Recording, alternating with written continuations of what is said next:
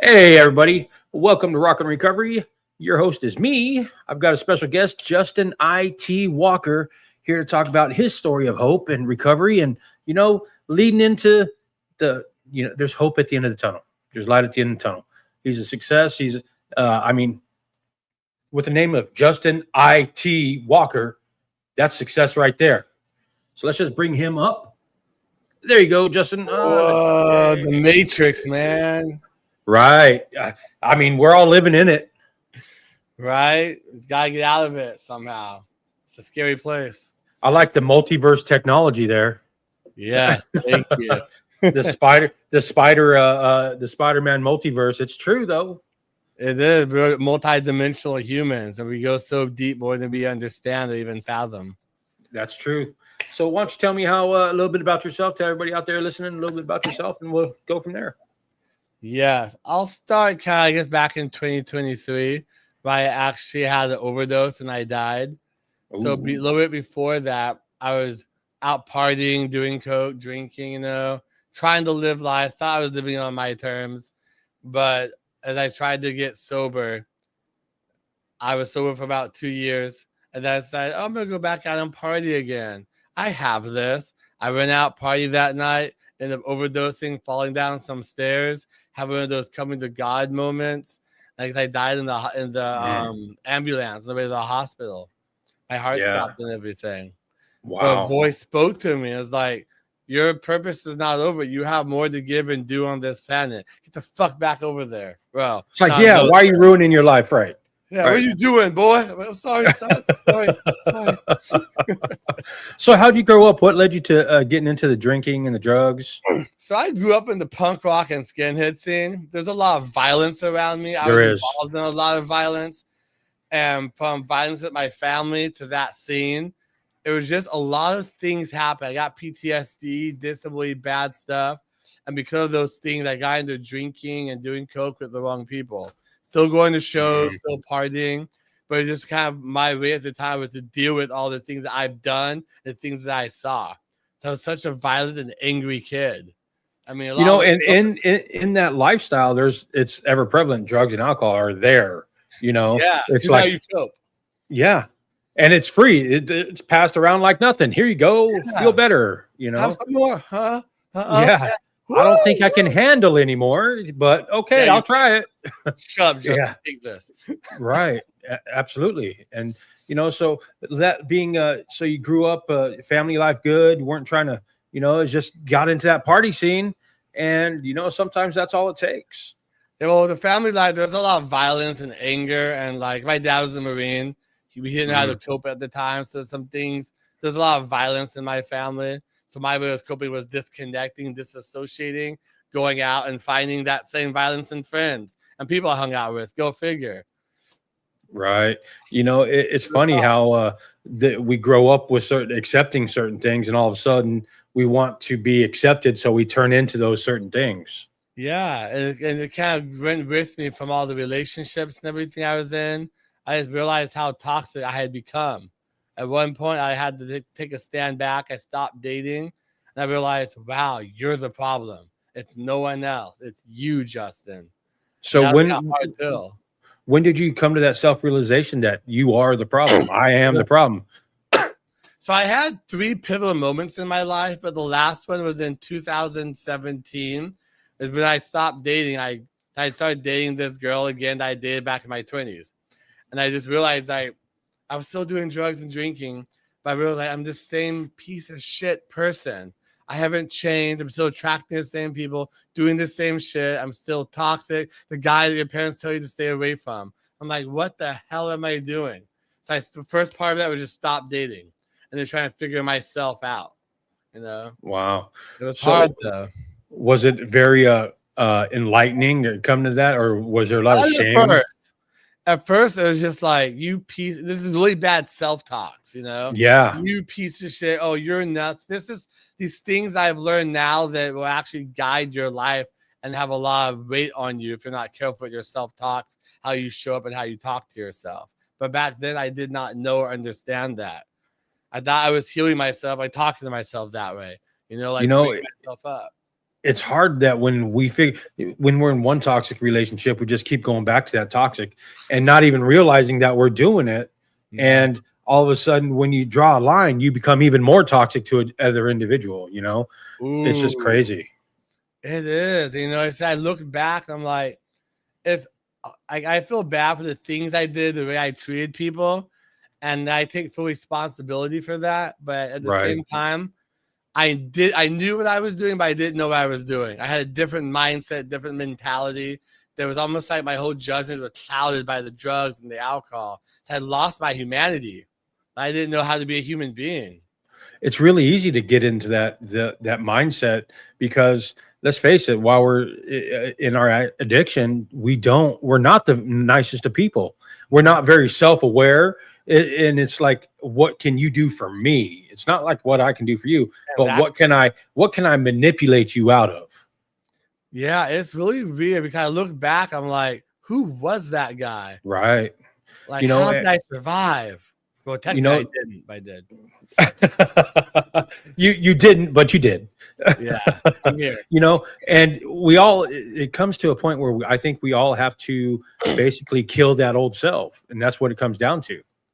Yeah, I had to. I've done a lot of healing and therapy and coming to God moments and realizations, and understanding that I had to really shift my identity.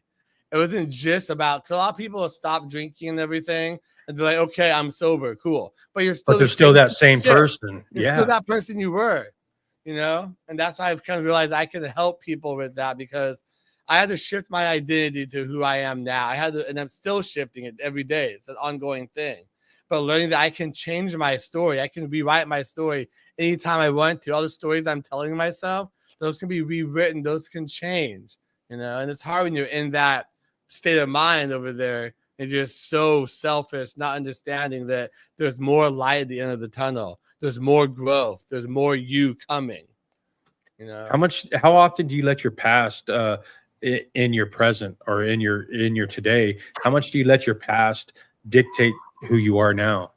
It did for a while. I want to say up to about 4 months ago.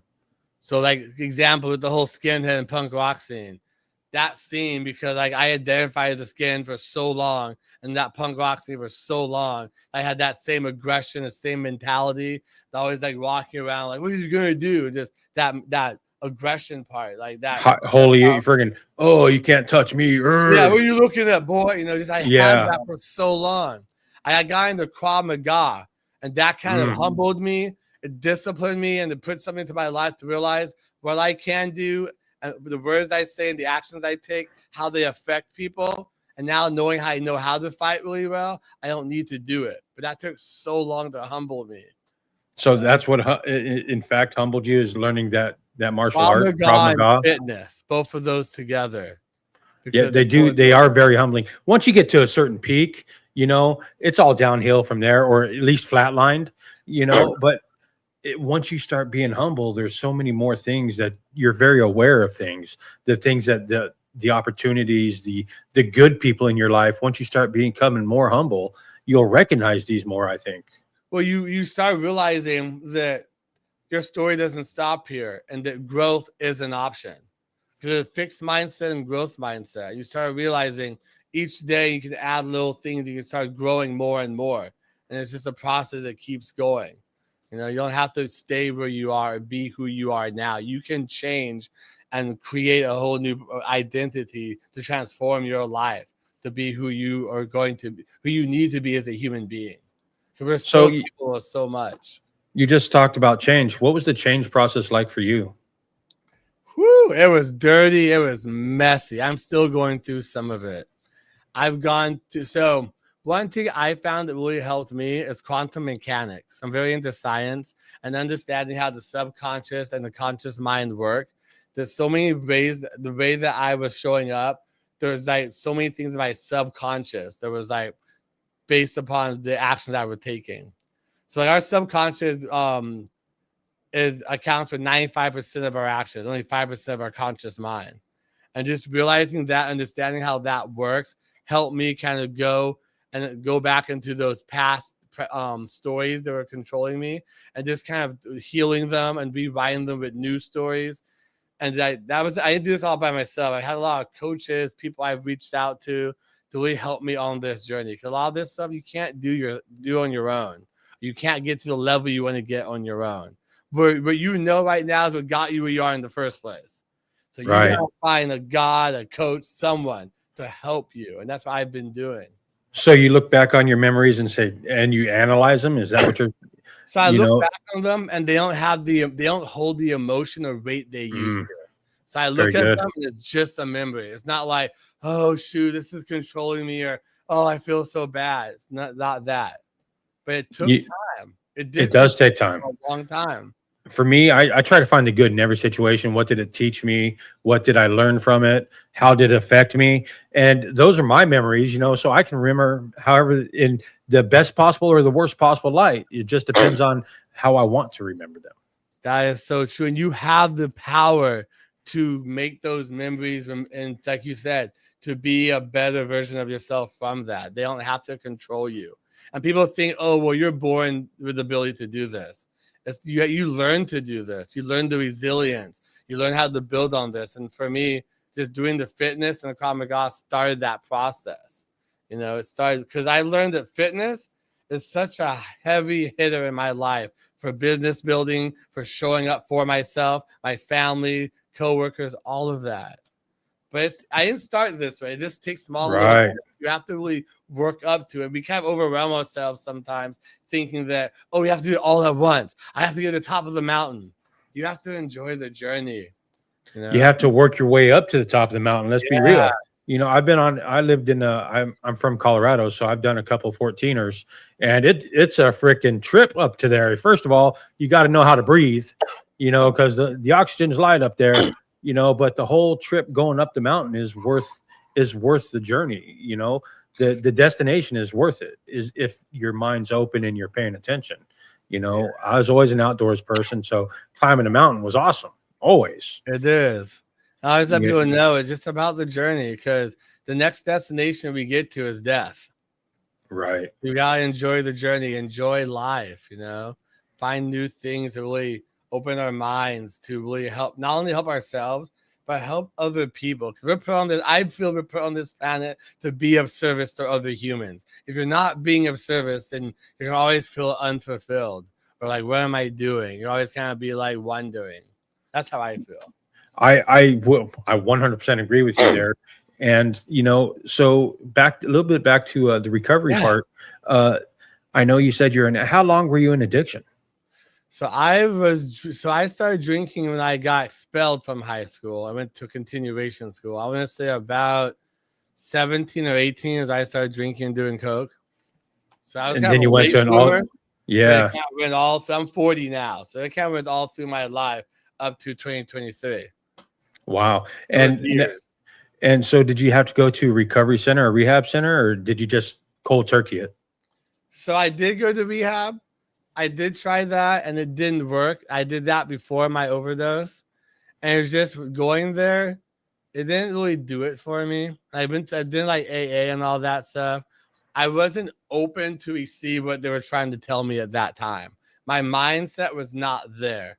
That stuff does work, but you have to be able to give yourself and receive it and take it in and want to do the work. I wasn't ready. And until you're ready, you're not going to receive anything. You might learn. You still might learn things, but you'll learn things, but you're not going to take what the program has to offer, honestly. Yeah, there's knowledge, learning, and implementation. We can't skip that implementation part. Right. And so what did after rehab didn't work for you. So what did work for you? Overdosing and dying. That was your rock bottom on the gurney. I was trying so hard. I was sober for those 2 years, but it was kind of like I was sober, but my mindset didn't change. Nothing else changed. My lifestyle didn't change. Just like I said earlier, I was sober. That was it. So I literally had to fucking die to really get my shit together, because it was such a struggle for me. And when I died, something was taken from me and also given to me. Something felt so clear and different. Like I literally rise up like a phoenix from the ashes. I love that analogy right there. Phoenix is one of my favorite mythical figures. Yeah. So it holds a lot of meaning to me, you know, because we do rise from the ashes, because we're literally dead inside. Whether you feel it or not, you're dead inside if you're in addiction. And until you get out of addiction and start the recovery process, you're never going to know what it feels like to live. And we sometimes get back into other addictions, and may not be drugs or alcohol. I mean, still in that mindset.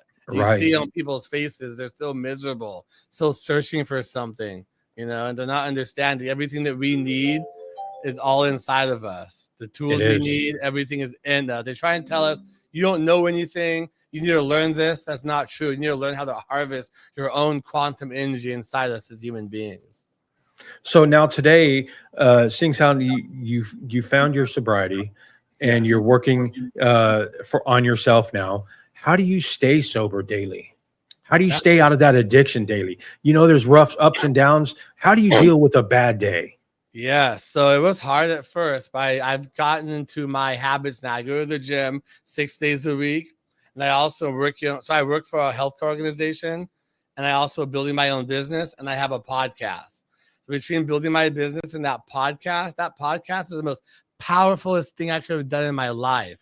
It like allowed me to find my voice, to have conversations like this, to talk to other people who may be struggling, and just really work through my shit and theirs together. So I'm going to say the podcast is the number one thing, and then my fitness. You know, I agree with you. Talking to people, I don't like talking to people out in public. That's the thing. Hard. It is. It's different, you know, because our body emotions, our body language might differ from the words we're speaking, you know, and it's hard, you know, because you see the person and you can't just shut them off. It's like, don't want to talk to him. Goodbye. You know, you can't do that. Different. Like, we really want to connect with people on a deep level, not that surface level shit. Like, oh, hey man, how's it going? You know, like for me, I really want to care and connect with people. So I'm in public. If I can't do that, I don't really want to talk. Right. You know, and I carry myself now with a smile and a good word for everybody, and nothing affects me out there. You got to get into the mindset where, you know what, I might not be invincible, but I'm going to sure act like it, because, you know, it's true for me. I got to go to Walmart like I own the place, or I'm not going to go to the store. But you got to protect your energy and your soul and your well-being, because no one else is going to do that for you. No one's coming to save you. You have to protect yourself. You know, but all at the same time, be a human being to others. You know, how do you deal with your triggers if you do get triggered? You know, and cravings. How do you deal with those? I know you say working out. That's a big thing to deal with the cravings. But how do you deal with the triggers? So I do practice. I have a punching bag in every room. I literally started practicing punching it, doing my kicking. A lot of my martial arts to help me with that. Or I get the fuck out of my own way and go outside for a walk. And just go outside and just started walking. I even have the weights I wear on my chest, those 40-pound weights now. They walk out there to burn the energy and the cravings off. Because before I was dreaming about them, and the cravings are really bad. But over time, they've removed themselves, but they may have manifested in other ways. Like, for example, like sugar and cookies. I love sugar, but I'm working on removing that from my life too. It's not. I tried that. I still drink a Coca-Cola. Okay. I like cookies. I'm a cookie guy. All right. Soft batch or crispy, or the original? Soft baked cookies in the oven when they come out nice and warm and I'll be right back. I agree with you right there. They got it, with sometimes a little bit of ice cream. Not going to say no. Oh yeah, hell yeah. Oh yeah. See, it's not every day, so it's okay, you know. That's I gotta tell myself too. Well, I told myself in addiction, I can handle this, but you know, so I got to limit myself on certain things because I know that if I like it too much, that's all I'm going to eat. You know, it's just about discipline and habits. So don't do stuff every day, and it's just being not so aggressive with yourself. You know, giving yourself grace. That's the one thing a lot of addicts and people have a problem with. Remember that you're the human being also, and you deserve grace. You deserve love. You deserve kindness, just like anyone else. And the only person who's going to give you that the way you deserve is yourself. So speaking on the higher power, I know mine is Jesus Christ. And, you know, a lot of people are afraid to say their higher power is Jesus Christ now. They just say higher power, like in AA and most 12-step programs, there's only one higher power, you know, well, whatever higher power works for you, unless you're in a Yeah, God-based, in a spiritually based group. But without him, I wouldn't be here, honestly. I feel that. So I can say for me, it was hard for a while. 'Cause I've always been spiritual, but never really stood or had the best relationship with God. But actually, when Charlie Kirk, I was shocked. I followed him. I loved a lot of the stuff he was trying to do. And when that happened, I felt some shift in the world. And it actually helped me find my way back to questioning and understanding and finding God for myself. So I'm on That, that journey right now because of that unfortunate incident that happened. You and know? that is an unfortunate incident, Yeah. and it's a terrible thing. It happened. We deal with it the best way we can, and we just, what? He's better off where he's at. Yeah, but it sparked. I guess I'm not. I've been in a lot of forums and stuff, and I'm not the only Yes. person that this has helped them bring themselves back to God and all that now too. No, So I'm it's really on that amazing. spiritual journey. And for It is. me, oh sorry. No, go ahead. And It's for a me, big, I huge bring topic. quantum mechanics and quantum physics into it because I believe in Mm, how that really works with God. It's a lot to that. I won't go into it, but just the this is God particle. this is my way of understanding how science and God's connected. I I'm really got into you. science. So going on that, we're gonna squirrel for a moment. Charles Darwin. Uh, yeah, he said on his dying bed, that he believes in Jesus Christ, even though he's proven, how evolution and all this other shit could happen. He's like, yeah, it wouldn't happen without him. Yeah, I mean, 'cause, like there's definitely a higher power, another making there. I can't deny that anymore, and I have for so long. I'm still on that journey. So the way I'm talking about it now might be the way different than like 6 months. Absolutely. So, going on growth, have you come to some of the hardest? What was the hardest thing, other than the self realization that you're fucked up, and that you were the problem? What was the hardest thing that you had to go through while you've been sober and in recovery? There's many hard things because I'm on that journey of growth and just trying to be the better self. I've had to let go of a lot of friends. I had to realize that I shouldn't even be dating either because the people that I'm attracted to now are not going to be the people I'm attracted to, say, in 6 months or a year. So there's just so many different things that have just been not in my way, but I've had to overcome and just understand this is not for me right now. So That's just that's being very self-aware. I think once we are clear-headed and able to recognize these things, we do become very self-aware of what's good for us and what's bad for us, and we can be upfront and honest with people, and with good intentions, not hurtful, just upfront and honest, with good intentions. Whether however they take it, they take it. yeah, That's not a me issue now. That's a them issue. as I have my voice now. I have my boundaries. I know what I want, what I deserve, and what to look for, and I don't need to chase it. It will find me when I'm ready. Right. That you That was hard to absolutely, understand. when in all, there's that saying, good things come to those people who wait. And the You wait's gotta do worth the it. work. You got to do the work, but the wait's worth it. It That's the is. thing. I've It seen teaches that. you how to wait. It teaches you how to wait and what to appreciate something more. And I thought I had patience before, but I was lying to myself. But over these past, say, couple of months, I've grown more patience and understanding. And now that Yeah. I also do like breath work, I'm able to sit and do like my yoga for 20 minutes in complete silence. First day was yesterday. I couldn't do that ever in my life. But after 20 Right. minutes, I had to put some music on. But that's a lot of people, it's hard to come to that. This complete silence. You get such clarity and hear the voice and you're in the quietness. I always associate quiet with peace, and it's true. I I've got two great TVs. I barely turn them on. I got Netflix and all this other shit. I barely turn that shit on. I'll turn my phone off. I'll watch my cats drive the shit out of me, but I'm thankful for that. I'm grateful for all that. Now. Yeah. You're not so reactive. Well, I'm not so reactive anymore. Yeah, we become more proactive instead of reactive. Yeah. And You proactive in the sense is, understand. I know what I want. Now I can go and get it. I can work those steps, work to a final goal. Yes, we ask the right questions for ourselves in the right situations, understand what we need and don't want anymore. It's so powerful. It's such clarity. I never thought that was even possible, but it You keeps know, like getting better each day. absolutely. And the more we grow, the more we learn, the more we get to experience. Being out, I like to say, being out of addiction, it doesn't add life, or it doesn't add days to our life. It adds life to our days. And that's so true.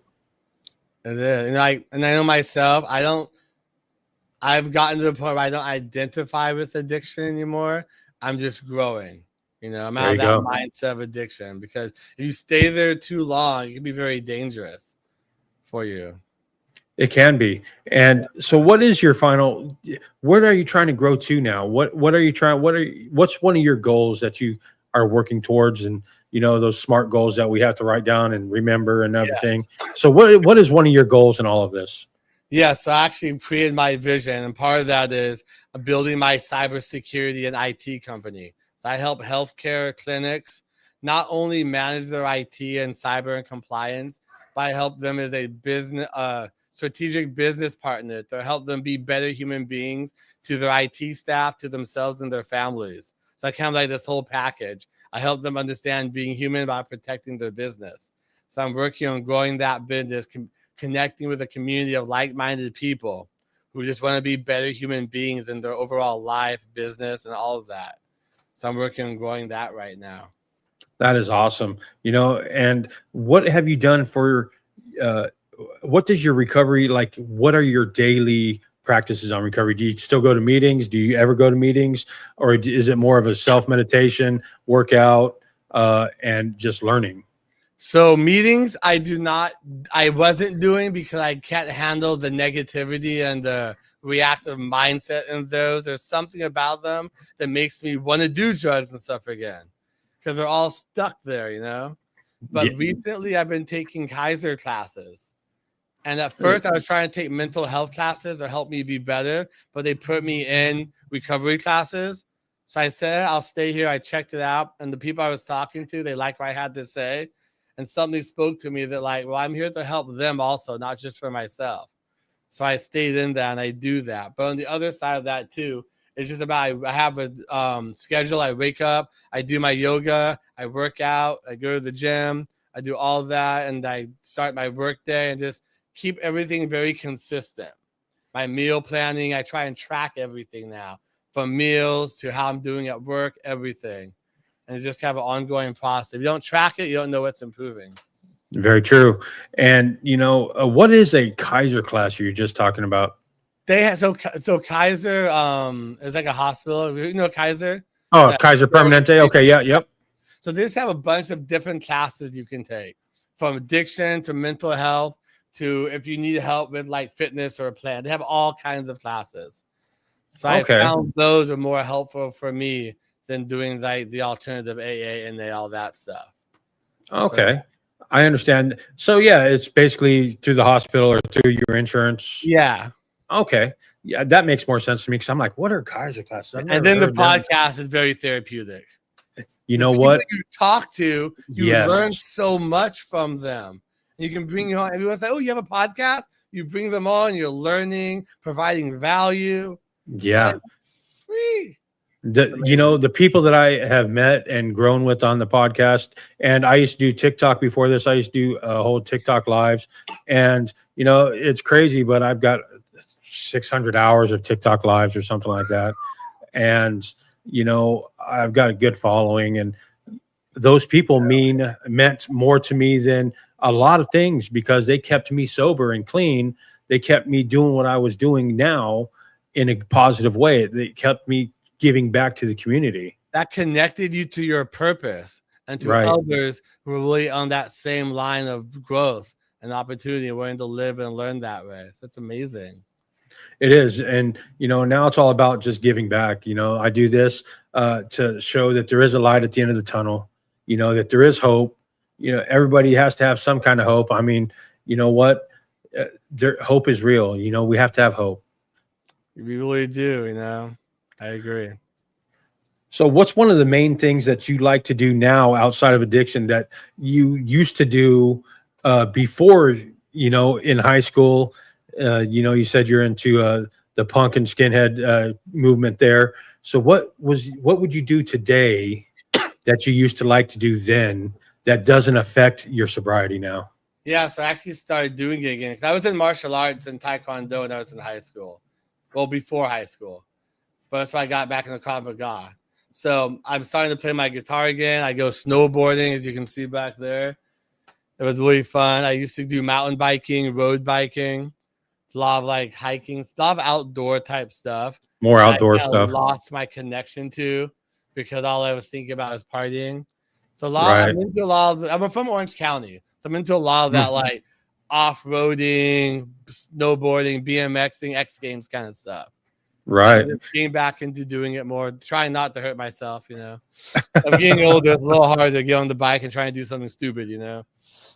We still do it though. It don't matter. We just do it with more grace, I think. Like, okay. Yeah, exactly. And it's like, oh, that's gonna hurt in the morning. Don't die. Whoa, I didn't die. Yeah, and that's when it starts hurting. It starts hurting the next morning. That's how I know I'm getting older. It starts hurting the next morning. The recovery time ain't like instant anymore. So that was happening to me for a long time. But I started going to the gym for 6 days a week. That actually helped me with that. That yoga helped me with that. I still get injured, but it's not as bad as it used to be before I did that stuff. Nice. It does work. Tell me one of the things that you want to give back and let everybody know. What's one thing that you could tell everybody? If you had one dying, if you're on your deathbed and you could say one freaking great thing, what would be that thing? We're spiritual beings having a human experience. Have conversations, talk with people. Be open, willing to listen, open to change, open to something new and different. Remove yourself from society and things that you have learned and been ingrained into you, and try learning new things that work for you specifically. Because we're not special, but we're all unique. We're all here for a purpose, on purpose. And that's the biggest thing. We're all here on purpose. We're all enough. We're all uniquely individual. And you know what? Start setting those boundaries. Did you have to learn your boundaries? What coming out of it? I'm still learning them. Yeah. It's still an everyday, I want to say struggle, but an everyday path that I'm working on. The boundaries are hard for everybody across the board because especially they're even harder if it's somebody that you care for. Well, it's even that's when you really have to set even better boundaries, but actually have conversations with those people. Maybe that they don't deserve, not supposed to be in your life, Exactly. You hold on to people too long than we're supposed to. That's true. Did you ever find yourself giving too much into something? And all the time. Yeah. Yep. I gave too much. I realized that I gave so much. I gave my entire self away, my identity away. Right. It changed who you were. Yeah. I had to realize and understand that. And I learned it more after the overdose than the death. All of a sudden, I was like, I have this now. I know what I need to do. And it started changing more. But I was open to it too. Right. And it's funny, you say that you're open to it more too. I was open to a lot of things while I was an addict, but none of them were any good. Right. None of them were any good. Oh, you mean do that and I can go to prison? Okay, sure. Why not? Yeah, let's do it. Yeah. Whoa. I'll sign up. Where do I sign? We're young and addicts. Oof. Yeah. We're still learning ourselves. And now, how hard is it now that you basically have to forget everything that you knew to relearn something different? How hard has that been for you? So it's not forgetting, but it's more rewriting that story. So learning that regardless of the things I used to do and the things I've learned and the way I was brought up, it came a point in my life where I have to take accountability and responsibility going forward. Whatever my life is going to turn out to be, I'm going to have a hand in it now. And it's going to happen because I made it happen, not letting things just fall into place. You have to take action. You have to get off your ass and do something to make these things happen and work out in your life. I love it. Taking more action and more accountability. That's awesome. I love it. And, for me, it was, I had to change people, places, and things, like they say. Mm-hmm. And that was one of the biggest things that I had to realize, that all these friends that I thought were friends were just not even acquaintances, really, because they're nowhere to be found now. Yeah, they're nowhere to be found now. Where are they now? You don't see them. They're nowhere around. I have like 4 people I hang out with now. I had like 50. Yeah, I have a phone. I used to have a phone full of contacts. None of them, except for one, has stuck around through all my shit. And you know what? I had to cut that person off because they weren't the best for me, but I still keep in contact with them, and they're still my best friend. So, they say as you get older, so when you're younger, it's easier to make friends. When you get older, it's a lot harder to make friends. I think that's there for a reason. You're not supposed to be friends with everyone. You're supposed to find groups of people and individuals that are on the same journey that want more in life, or want what you want in life or more. They're going to help you grow, hold you accountable, and grow in that upper direction, not going downward. There's that saying that if you're the smartest person out of your friend group, then find a new friend group.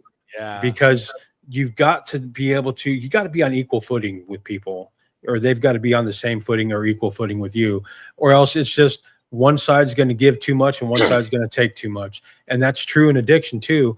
You've got to find the right people to be around, because either you're going to be giving too much and the other person is going to be taking, or it's going to be reverse, So you've got to find your people that you want to be around. And as more time goes on, as you're sober, you have more of the confidence to say no to people, to tell them, no, we're not going to be friends. No, I don't want to do this. No, this is not for me.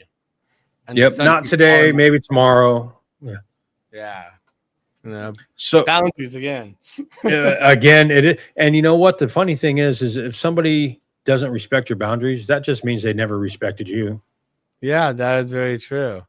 Because we stay around with people too long. We just have them in our lives too long. We're comfortable. We're creatures of comfortability and habit. We learned how to accept things, and our acceptance level, our worth went down. As we accepted more, our worth goes down. Yeah. And once we put up that boundaries and stick to them, our worth and our self-confidence and our self-esteem starts getting back up there, until we let somebody cross those boundaries again.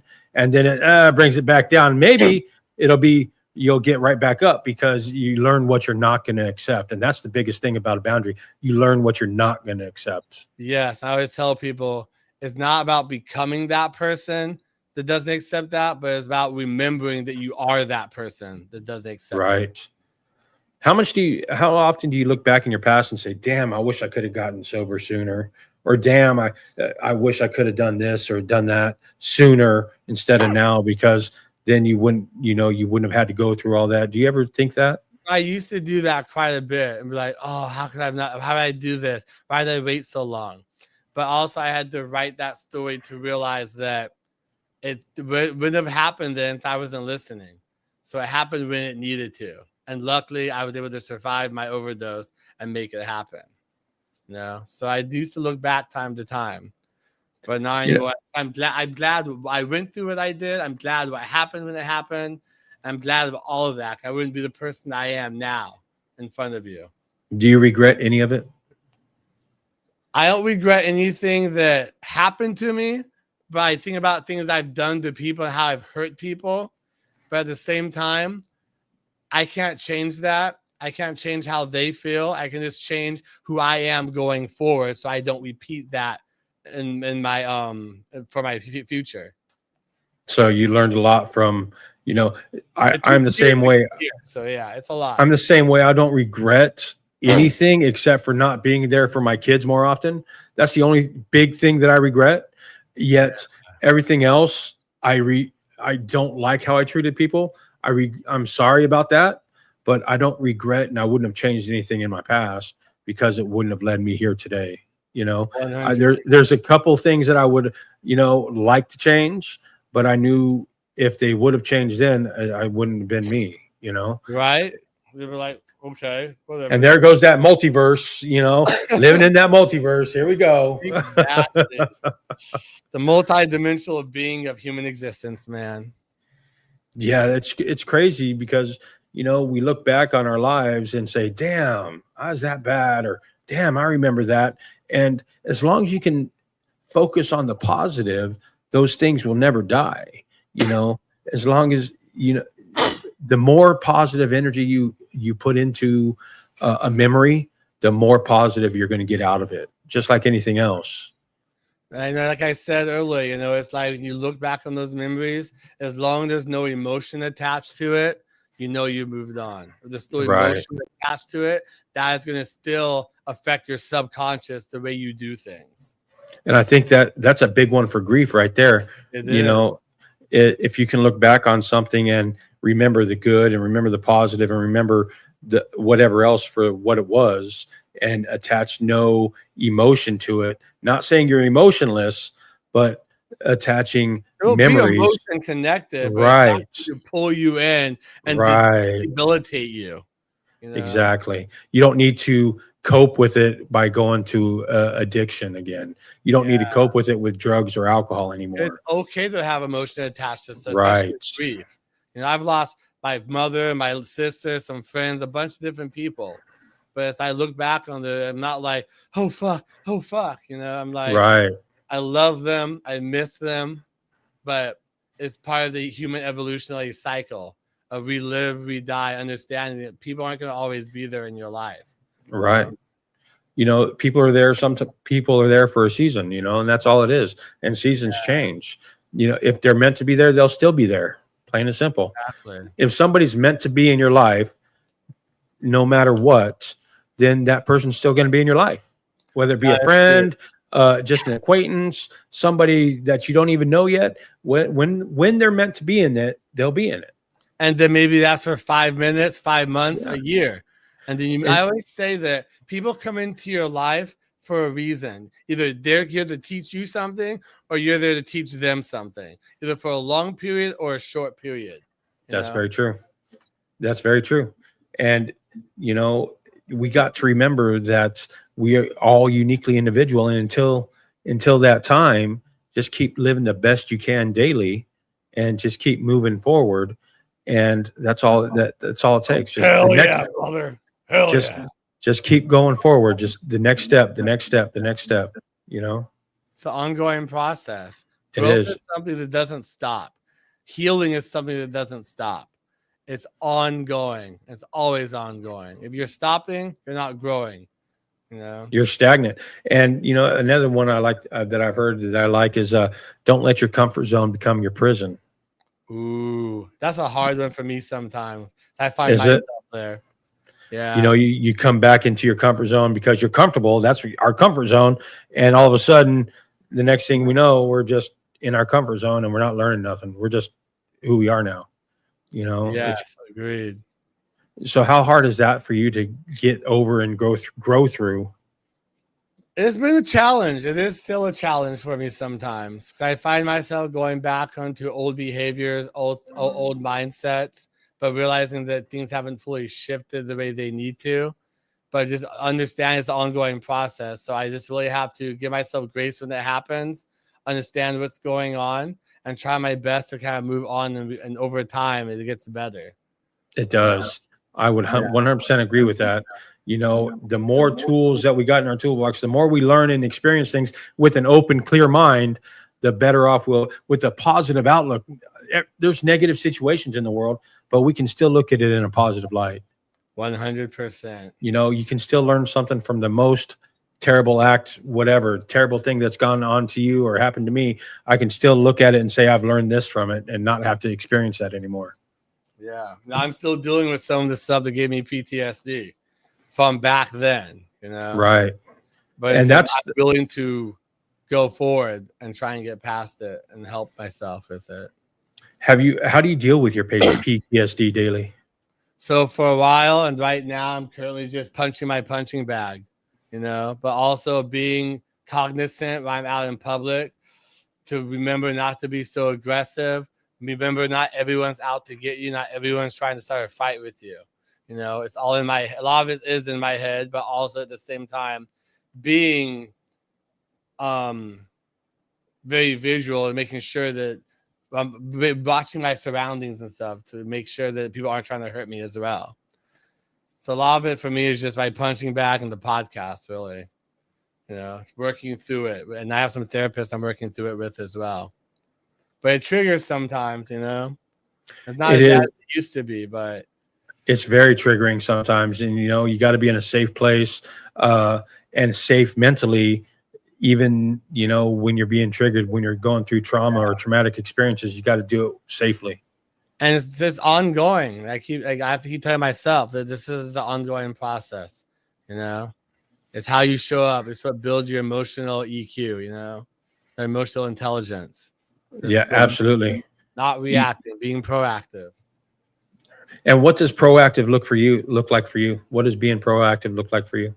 Yeah. So for me, it's just speak before I talk, listen more and say less. So like if a situation comes up, just kind of listen, assess the situation, and kind of assess my surroundings and really understand what the person is trying to say to me or what's going on, and then react to it accordingly. Not be so reactive, but it's one of those things that I go back and forth with it because sometimes I'm more reactive than I want to be. I go back to that old habit, that old way of being. But I just think, be cognizant. for me, it's about control, and if you're reacting to a situation, that means somebody else has control over it. Ooh, That's somebody else has control over your emotions, your feelings, your anger. Anger is a big control mechanism, and if you're reacting to certain situations, that means somebody else is in control. 100%. I used to be a very angry person. Oh, but yeah. I'm more aggressive now than anything. I still have the aggression. I'm still trying to breathe it out of me, but that aggression has always protected me, but Absolutely. it's not really serving the purpose that I need it for like it used to. But also understanding as a man or as a masculine man, I need that aggression when I need it, but I don't always need it. Yeah, we become aggressive so people stay away, so we don't have to be Everywhere. vulnerable. Yeah. So we don't have to be vulnerable with people. And the more aggressive and the more angry I am at something, the less somebody wants to be in my inner circle. So the less I have to open up and share and whatever else with, so at one point in time I was always aggressive. I still can be, but I choose not to be. That's a pill I'm still choking on every day. Really And we hard to get used to these things that protect us, and sometimes it's our attitudes and emotions and aggression for one of them that protect us, not only protect us but protect others from us, and that's the biggest thing. Do you ever find yourself, I know they say don't isolate, but do you ever find yourself isolating in a healthy way?